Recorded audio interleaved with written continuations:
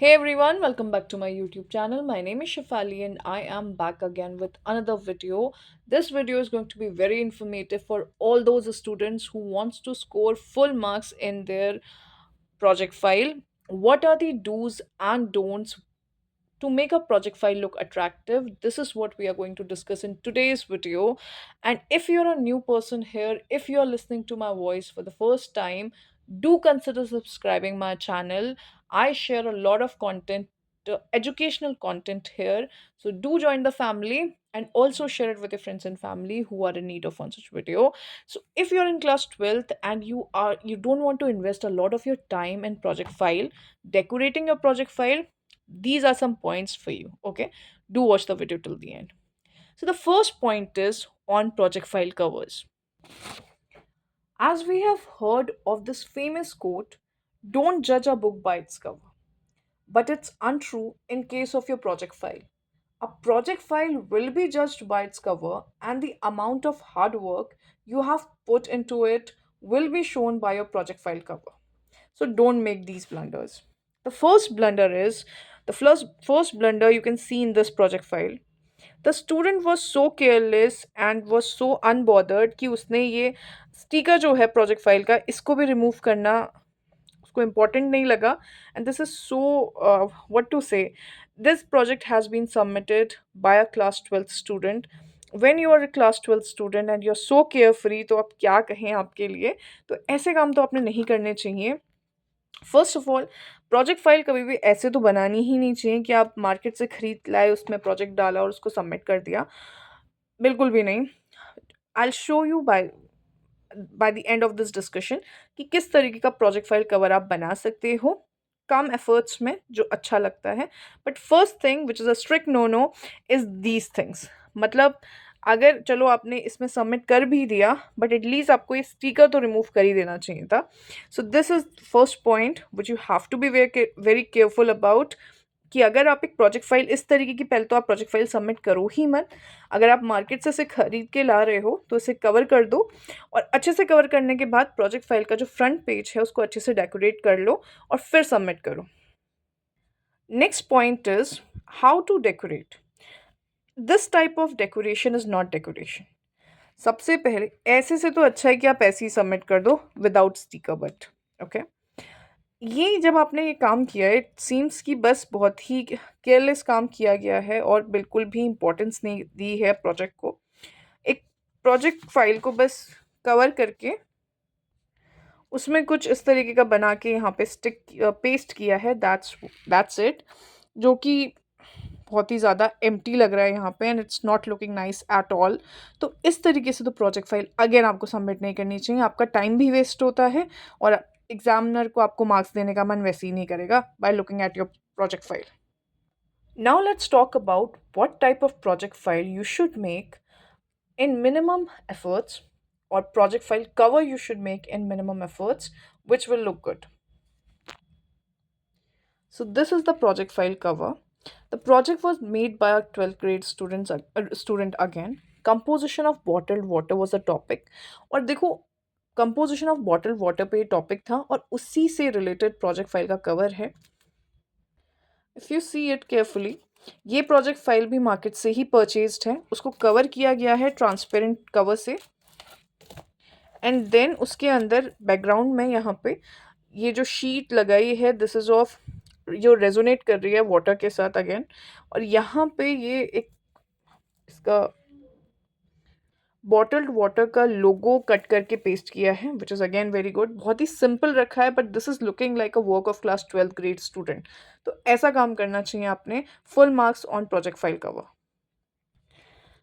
Second point is your project file pages. Now, what type of pages should you use? See, project file pages जो होते हैं ना, doesn't really like, मतलब I don't like personally these type of pages जहाँ पे borders में कुछ इस तरीके का बना हो.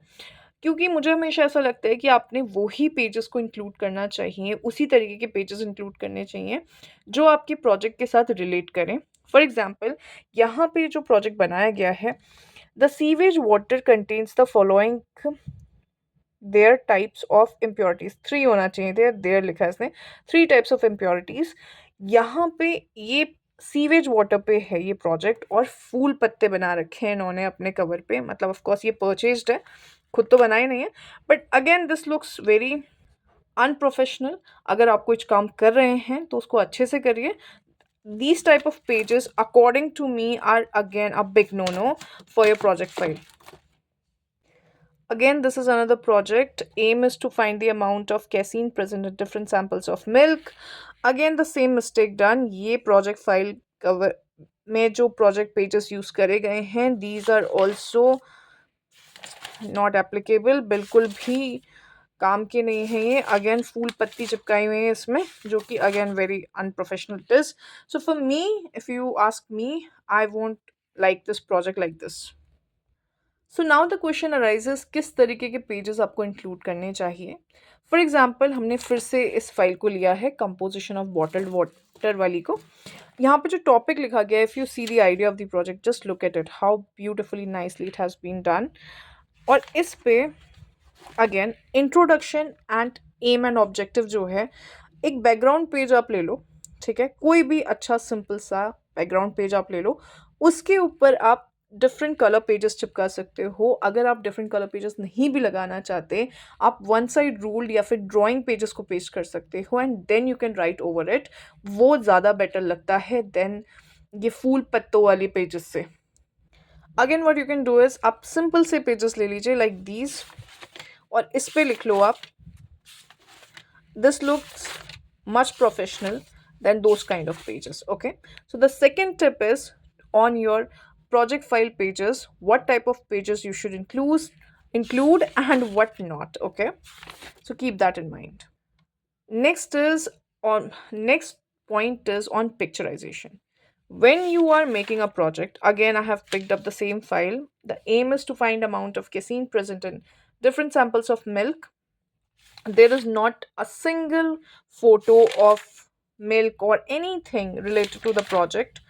This is again a blunder that most of the students do.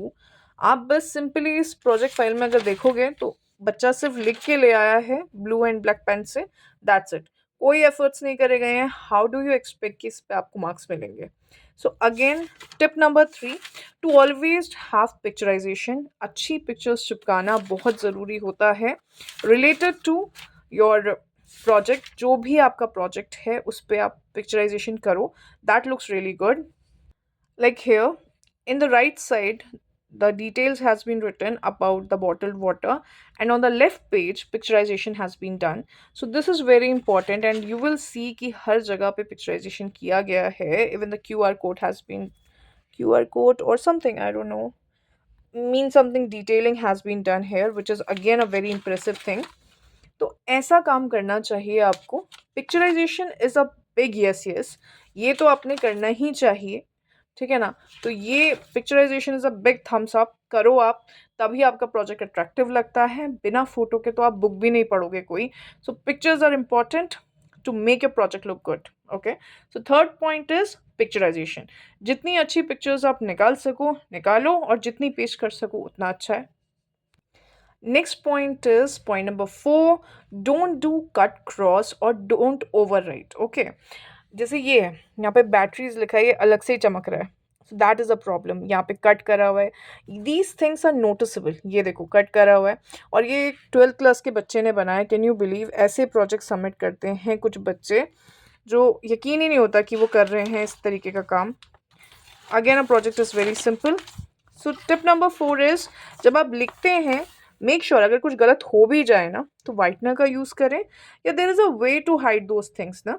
कभी कभी तो ऐसा होता है कि एग्जामिनर इतना डिटेल में जाते भी नहीं है, ठीक है, तो you don't have to do this, क्योंकि ऐसे में तो दिखेगा, ये ईजिली नोटिसेबल है कि कटा हुआ है। So don't make such mistakes, look over here again, ठीक है।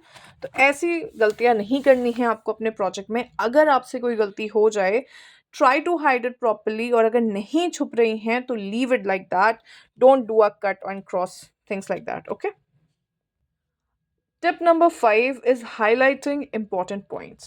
If you're sure about something, उसको हाइलाइट करना बनता है, it's a must and it's a big yes.